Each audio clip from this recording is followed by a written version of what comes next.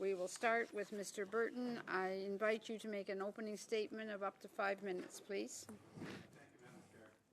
Last month, the United States National Security Advisor, Jake Sullivan, spoke to reporters in Nova Scotia. At that time, Mr. Sullivan said the U.S. sees two distinct challenges connected with Chinese EVs. The first one is massive subsidies going into the Chinese electric vehicle industry have eliminated a level playing field, and so part of the economic response the U.S. has taken is responding to that, he said.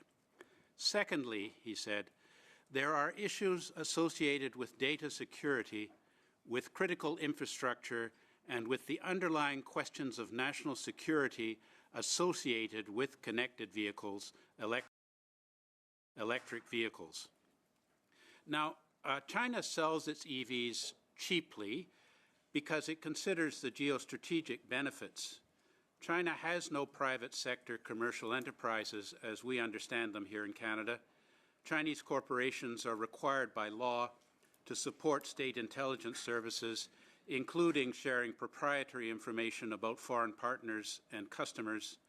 The Chinese authorities can order Chinese EV manufacturers to incorporate spyware into their products and then sell them at Western markets at prices below production cost because of Chinese government subsidies.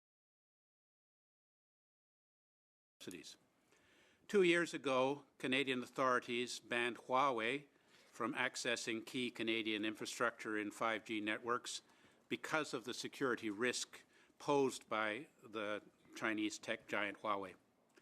In 2020, Global Affairs Canada terminated a contract between Nuctech, a Chinese state-owned enterprise, and Global Affairs to install security X-ray scanners in Canada's embassies around the globe for similar security concerns.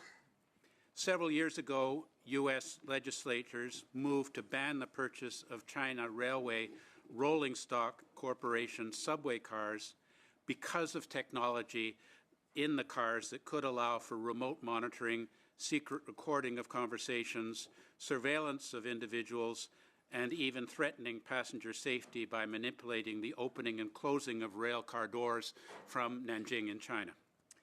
I'd like to focus my remarks on Mr. Sullivan's second point, that there are issues associated with data security, with critical infrastructure, and with the underlying questions of national security associated with electric vehicles. If the real intent of a 100% tariff is to ban the import of Chinese EVs into Canada, then we should do this because Chinese EVs are potential spy machines on wheels, accumulating data about drivers, where they go and when. Their many cameras, sensors, and GPS can camouflage spyware and malware. These EVs can have sensors loaded onto them that collect data every second, not just about the car and its occupants, but about the license plates around it or people on streets through facial recognition apps. Advanced apps can process this data in near real time, giving intelligence services instant situational knowledge of who goes where and when. China already knows this. China bans the U.S.-based Teslas from using roads near Chinese government or military facilities. In testimony to the U.S. Congress earlier this year, the FBI Director Christopher Wray warned that, and I quote, China's hackers are positioning on American infrastructure in preparation to wreak havoc and cause real-world harm to American citizens and communities if and when China decides the time has come to strike. Chinese EVs are part and parcel of this kind of endeavor. Without firing a shot, Beijing could coordinate a massive attack on our domestic stability. It could easily overwhelm the ability of the communications security establishment to monitor malign backdoor capabilities slipped into software updates on Chinese equipment that, they can extend to millions of lines of code. There is a sobering realization of the role Chinese technology could play in kinetic conflict. Bridges being blown up in far-off lands will not characterize future wars.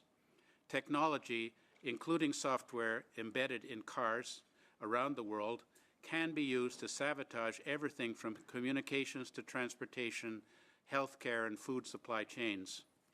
So my judgment is that the potential security threat trumps all of the other factors in our consideration of Chinese EVs, just as we've banned Huawei telecommunications technologies from Canadian infrastructure. On the same basis, we should ban all import of Chinese electric vehicles. Thank you, Madam Chair. Perfect timing. Thank you, Mr. Burton.